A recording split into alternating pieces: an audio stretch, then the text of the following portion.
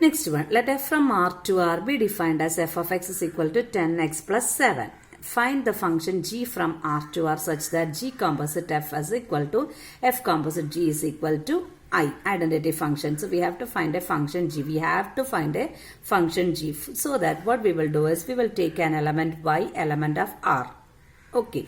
And we will take the function f of x is equal to 10x plus y. Where will be f is defined from R to R, isn't it? R to R. So here it will be x and f of x will be a function, f of x will be an element in the second set.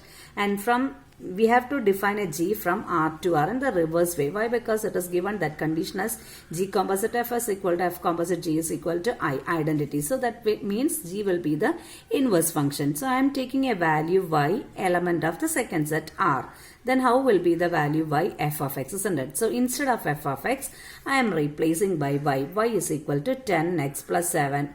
Do you remember the method of finding the inverse in the previous section? The same thing, instead of f of x, we wrote the value y. From here, we are finding the value of x. So we are getting y minus 7 is equal to 10x and x is equal to y minus 7 by 10.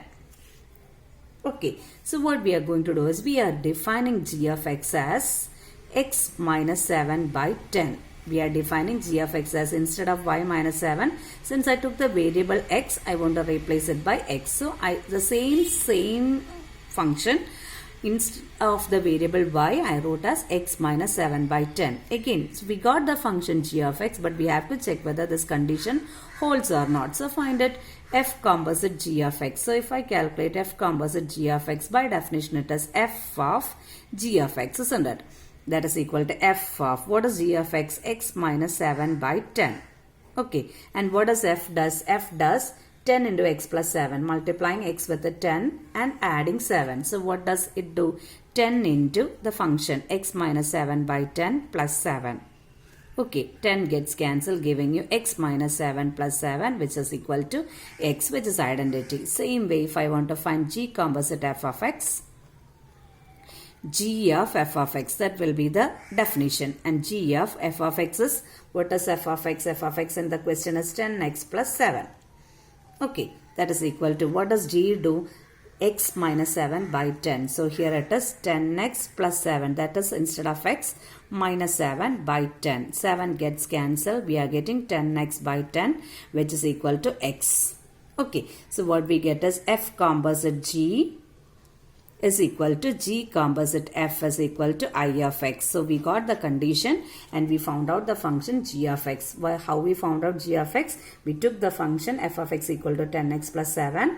We replaced f of x by y. From the equation we found out x, and instead of x, we got the value x. X is equal to y minus 7 by 10.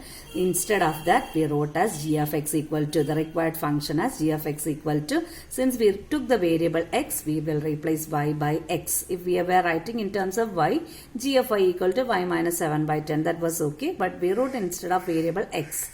That is the reason why we change it as x minus 7 by 10. And we proved that taking g of x in this way, f composite g and g composite f will be equal to I. Clear?